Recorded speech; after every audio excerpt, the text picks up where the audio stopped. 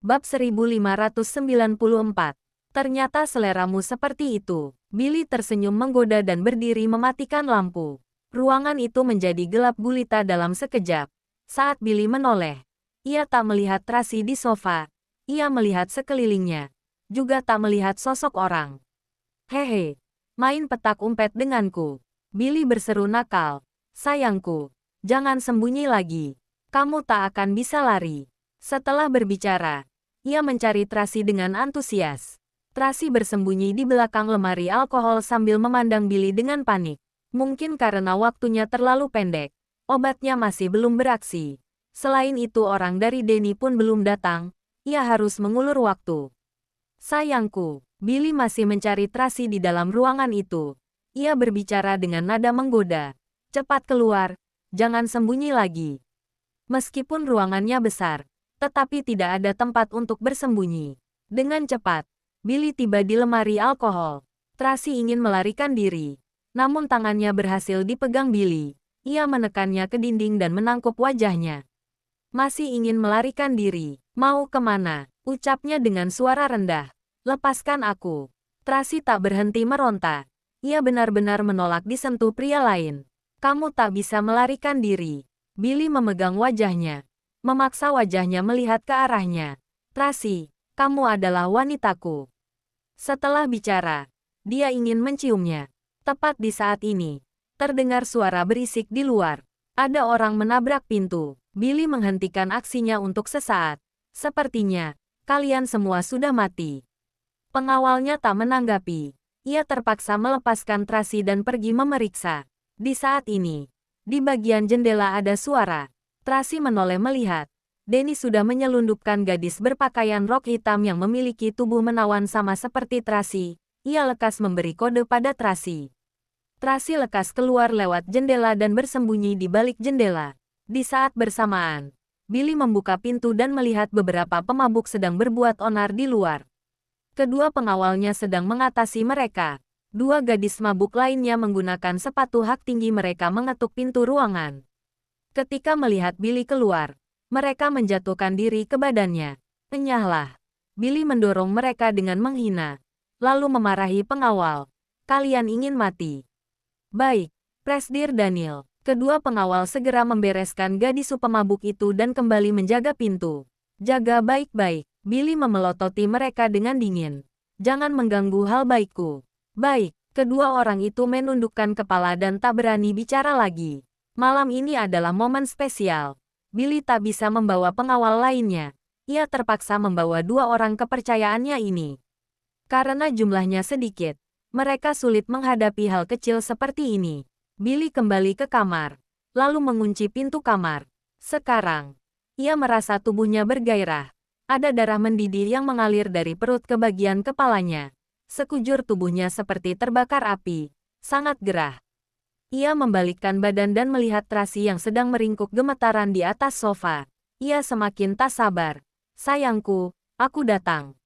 Ia menerjang bagaikan serigala kelaparan. Menciumnya dengan liar dan melampiaskan segala hasrat dan keinginannya. Awalnya wanita itu bersikap pasif. Tetapi dengan cepat ia mengikutinya. Dalam kamar itu terdengar suara gairah dan panas. Seperti api yang membara. Dari luar jendela, Tracy meyakini rencananya berhasil. Ia lekas menarik Denny pergi. Dan tiba di sebuah ruangan kecil kosong. Tracy bertanya dengan suara rendah. Bagaimana dengan wanita itu? Apa bisa diandalkan? Anda tenang saja. Pasti bisa diandalkan. Denny berkata dengan yakin. Aku sudah membantunya banyak hal. Ia berhutang budi padaku. Kali ini, juga memberikannya uang.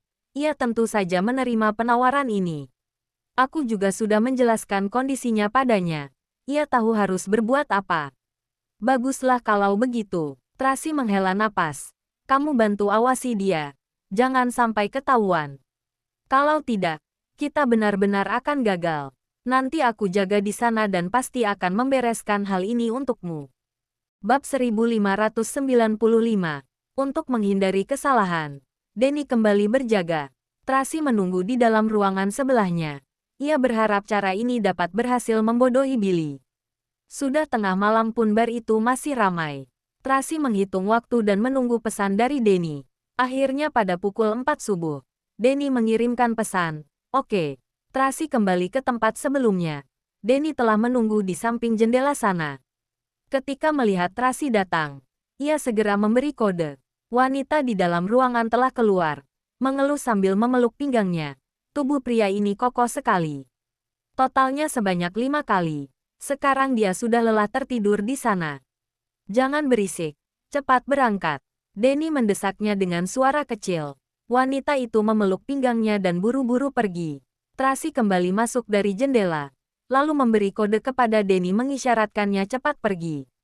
Denny agak cemas, tetapi agar tidak menggagalkan rencana, lebih baik menutup jendela dan buru-buru pergi. Di dalam ruangan itu gelap gulita. Di luar ruangan tetap saja ramai. Billy berbaring menyamping di atas sofa. Ia mendengkur sedikit. Benar-benar tertidur lelap. Pakaian Billy berserakan di lantai. Di sebelahnya ada tumpukan sampah. Di dalam kamar ada bau khusus yang meruak. Dapat dilihat telah terjadi pertempuran hebat tadi. Kedua pengawal sudah berjaga semalaman. Mereka menguap sepanjang hari dan kelelahan. Mau tak mau mereka mengeluh. Di dalam sudah tak ada suara. Seharusnya sudah selesaikan. Kalau begitu kita gantian tidur saja. Tracy merobek pakaiannya dan mengacak-acak rambut. Memasang ekspresi dan berpura-pura menerobos keluar dari ruangan dengan antusias. Kedua pengawal itu terkejut. Mereka tertegun sejenak, lalu menghalanginya. Presdir Daniel belum bangun. Kamu tak boleh pergi. Enyahlah. Tracy mendorong mereka dengan marah. Maaf. Kedua pengawal tetap memilih menghalanginya. Tak membiarkannya pergi. Ketika Tracy saling dorong-mendorong dengan pengawal, Billy yang berada di ruang terbangun karena berisik. Ia tampak mendengar suara samar-samar. Tetapi ia berusaha membangunkan dirinya. Di saat ini, Naomi dan Cecil juga tiba dan melihat situasi. Tracy sedang dihalangi kedua pengawalnya. Mereka marah dan bergegas maju menghajar dua pengawal itu. Tracy mau tak mau bingung.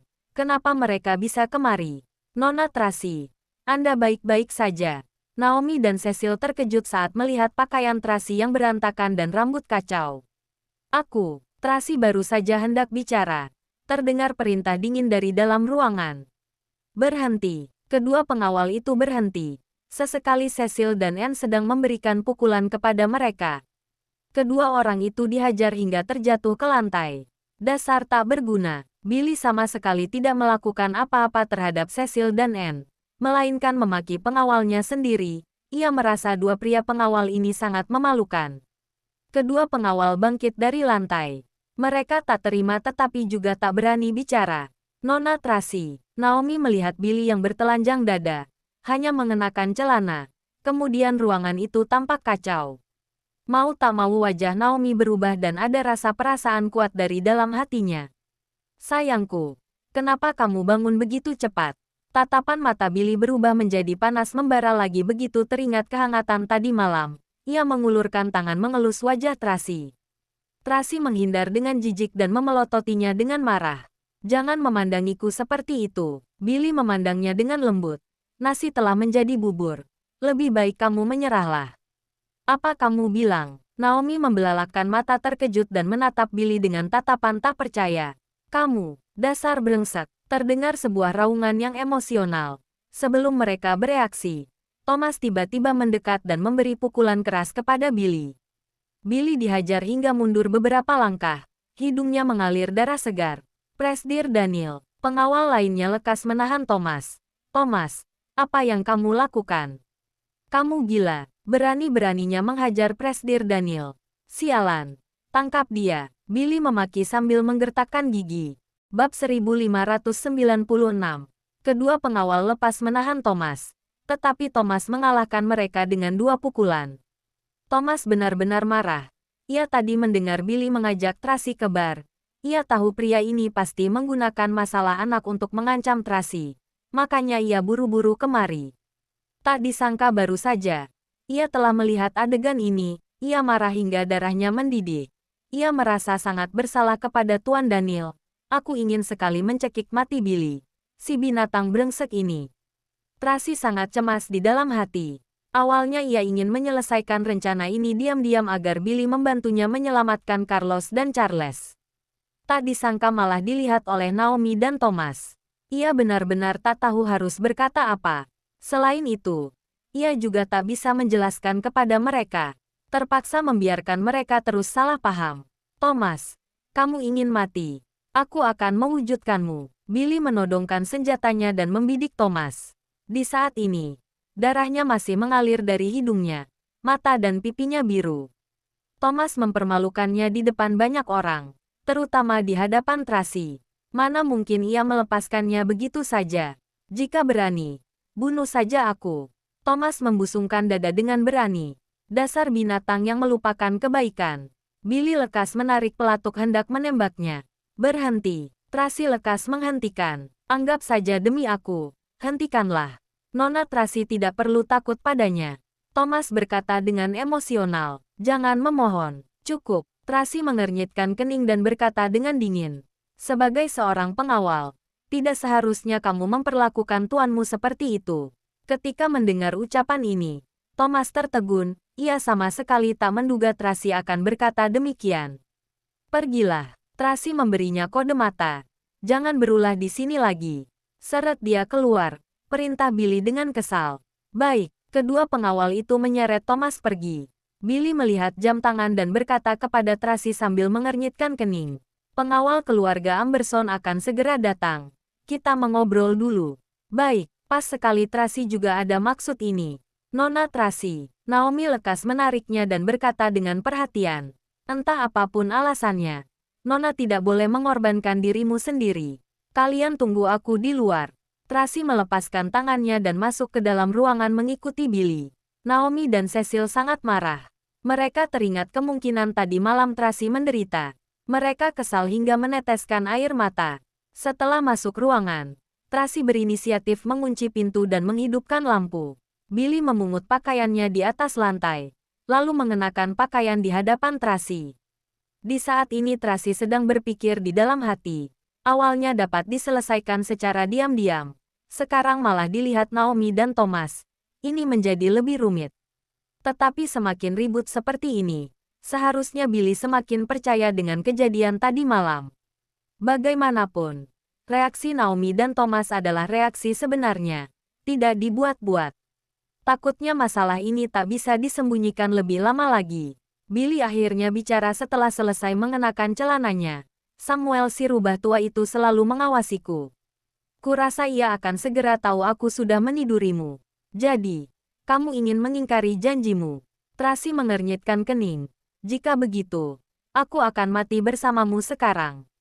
Pria sejati akan selalu menepati janjinya. Billy membalikkan badan dan menatapnya. Tatapannya penuh dengan godaan. Aku pasti akan menepati janji. Aku akan segera mencari tahu keberadaan anakmu dan memberitahu lokasinya padamu. Tapi apa kamu bisa menyelamatkan mereka? Itu tergantung dirimu sendiri. Benarkah? Tracy setengah percaya. Omong kosong. Kamu kira aku sungguh suka dikendalikan oleh rubah tua itu? Billy memutarkan mata ke atas, lalu menyodorkan dokumen perceraian kepadanya. Aku pasti akan membantumu menyelamatkan anakmu. Tetapi dokumen ini tetap harus ditandatangani. Tracy agak ragu ketika melihat dokumen itu. Ia tahu. Dokumen ini harus ditandatangani karena bagaimanapun, segalanya dalam kendali Samuel, si rubah tua itu. Asal ditandatangani dulu, ia bisa meraih peluang untuk mengendalikannya di tahap selanjutnya. Bab 1597. Tracy menerima dokumen itu dan menandatangani namanya di dokumen itu. Ini baru benar. Billy merangkul pinggangnya dan mendekati ingin menciumnya. Tracy lekas berkata, "Kuharap kamu menepati janji atau aku tidak akan melepaskanmu." Tracy menghindar dengan jijik. Billy, hehe. Billy menatapnya dengan nakal. Dapat memilikimu. Aku mati pun tak ada penyesalan. Menjijikkan. Tracy ingin muntah ketika melihatnya. Dengan wajah yang sama. Kenapa kamu begitu kesal padaku? Billy tak paham. Apa yang membuatku kalah darinya? Tracy malas menghiraukannya. Ia membalikkan badan hendak pergi. Sebentar, Billy tiba-tiba memanggilnya. Tracy menghentikan langkah kakinya. Tapi dia tak menolehkan kepalanya. Di kota Yuling, Billy berkata dengan suara rendah. Yang ku tahu hanya itu. Mengenai lokasi detailnya, aku akan mencari cara lagi nanti. Kota Yuling. Dalam seketika Tracy berantusias di dalam hati. Manusia brengsek itu membawa anakku ke kota Yuling. Pantas saja tak dapat menemukan mereka dimanapun. Mereka adalah kartu AS terbesarnya. Ia pasti akan terus mengendalikanmu. Bagaimana mungkin dapat dengan mudah ditemukan olehmu? Billy berkata sambil mengejek dirinya sendiri. Rubah tua itu tak mudah dihadapi. Kamu harus berhati-hati. Tracy tak mengatakan apa-apa. Dia melangkah keluar. Billy melihat sosok punggungnya. Tatapannya menjadi suram. Ketika ia melihat ruangan yang berantakan ini, tiba-tiba ia mendesah. Daniel Wallens, tiba-tiba aku sangat iri padamu. Ia mengharapkan cinta sejati. Tetapi tampaknya ia tak bisa mendapatkannya. Di dunia ini, selain ibunya, Devina, tak ada seorang pun yang memperlakukannya dengan tulus. Jadi setelah ibunya mati dengan tragis, dunianya telah menjadi runtuh. Sejak dulu ia iri dengan kemampuan dan kecerdasan Daniel yang melebihi orang biasa, serta posisi dan kekayaannya yang tak tergantikan. Tetapi sekarang, yang lebih membuatnya iri adalah Daniel memiliki wanita yang mencintainya sepenuh hati. Sedangkan ia juga begitu mencintai wanita itu. Jadi, dia sangat cemburu padanya. Tracy membawa Naomi dan yang lainnya pergi dari pintu belakang. Setelah naik mobil, ia lekas menelepon Jeff, memberitahu petunjuk dari Billy kepada Jeff. Jeff juga memiliki respon yang sama dengannya. Pantas saja aku mencari di mana-mana, tapi tak menemukan mereka. Ternyata mereka di kota Yuling. Nona Tracy, Anda tenang saja. Aku akan segera mengatur orang ke sana. Tunggu, Tracy agak ragu. Aku tak yakin petunjuk yang diberikan Billy benar atau tidak. Bagaimana jika palsu? Bagaimana jika ini adalah rencana jebakannya? Seharusnya itu benar, Jeff berkata. Aku berulang kali menonton video itu. Latar belakang video itu adalah suara konstruksi pabrik. Pabrik di kota Bunaken sangat sedikit. Aku telah memeriksa seluruhnya tak ada jejak dua tuan muda. Jadi aku juga menduga mungkin dibawa ke kota sekitar. Tapi aku tak menduga ada di kota Yuling. Pabrik kota Yuling sangat banyak.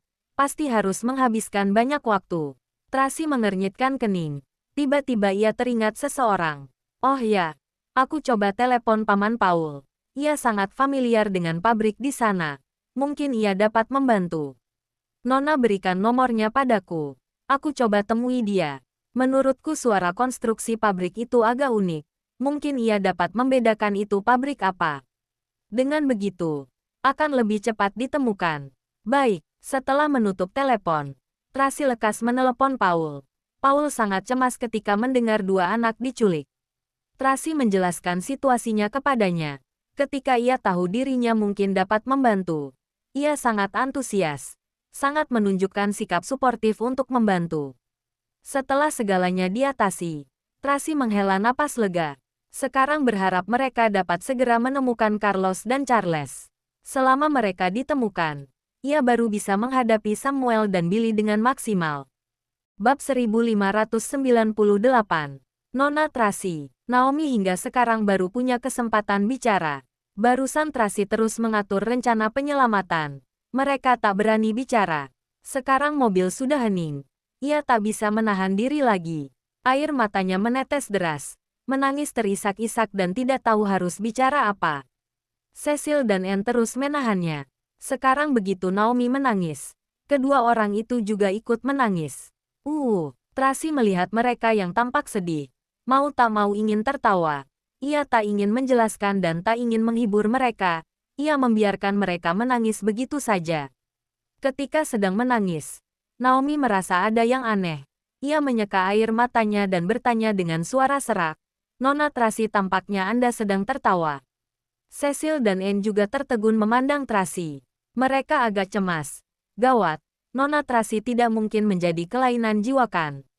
Kalian yang kelainan jiwa. Tracy memutar mata ke atas, lalu memberitahu mereka kejadian yang sebenarnya. Tak lupa menambahkan, kalian terlalu meremehkanku. Memangnya aku orang yang mudah dijebak. Seorang Billy pun tak bisa kutangani. Anda tak bicara dari awal. Benar-benar menakuti kami. Naomi sangat marah. Barusan aku ingin sekali membunuh Billy. Benar. Aku ingin pria brengsek itu mati.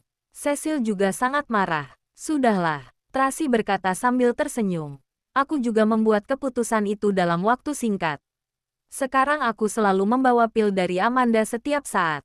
Ketika di perjalanan ke bar, aku berpikir Billy adalah orang yang licik. Jadi aku lekas menelepon Danny dan memintanya mengaturnya. Aku tak sempat memberitahu dengan kalian. Tapi aku jamin aku tak seperti yang kalian pikirkan. Bagus juga sih. Kalian dan Thomas muncul. Membuat kejadian itu semakin nyata. Billy semakin tak meragukanku. Bagus kalau begitu. Naomi menepuk-nepuk dadanya. Aku takut kami akan merusak rencana Anda. Entah apapun itu. Sekarang sudah ada petunjuk. Semoga Jeff dapat menemukan Carlos dan Charles. Tracy mendesah. Tak masalah. Kak Jeff begitu hebat. Pasti dapat menemukan mereka. Naomi menenangkannya. Di saat ini, Paula menelepon. Naomi lekas menjawab, "Halo. Apa? Kami segera pulang." Setelah menutup telepon, Naomi berkata kepada Tracy, "Nona Tracy, Tini demam tinggi. Sepertinya ada komplikasi. Dokter Heidi memintamu segera mengantarnya ke rumah sakit." Kenapa bisa begitu? Tracy terkejut. Sebelumnya ketika menjemputnya pulang, Lily bilang keadaan Tini sudah stabil. Aku juga tidak tahu detailnya. Paula hanya bilang seperti itu. Tatapan Naomi serius. Sebenarnya Dokter Heidi sudah bilang dari awal. Meskipun ia punya keterampilan medis, tapi peralatan medis di rumah tidak memadai, ia sulit melakukannya. Bukankah aku sudah memintamu menghubungi rumah sakit? Tidak harus di kota Bunaken. Dari kota lain juga boleh. Tracy lekas bertanya. Bagaimana? Sebelumnya aku sudah mencari dan menghubungi berbagai rumah sakit besar di kota sekitar. Tetapi mereka tidak menerima penawaran kita. Kurasa keluarga Amberson sudah menghubungi mereka. Di saat bersamaan, mereka juga melihat berita. Mungkin tak berani mencari masalah dengan keluarga Wollens. Jadi, Naomi sangat khawatir. Nona Tracy, atau kita hubungi rumah sakit luar negeri. Tidak mungkin keluarga Amberson dapat menghubungi pihak luar negeri. Terpaksa harus begitu. Tracy menganggukkan kepala dan mendesak. Cepat sedikit. Baik, dengan cepat. Mereka kembali ke villa sisi utara. Tracy turun dari mobil dan bergegas berlari ke ruangan. Di saat ini, Tini sudah demam hingga 39 derajat. Wajahnya memerah. Paula menjaganya dari samping. Sangat mengasihaninya. Dokter Heidi lekas berkata, "Nona Tracy, kamu harus mencari cara. Jika tidak dibawa ke rumah sakit, maka akan terjadi sesuatu dengannya. Aku tak bisa menanggungnya." Jangan lupa like, komen, and subscribe ya. Terima kasih. Tunggu terus kelanjutannya.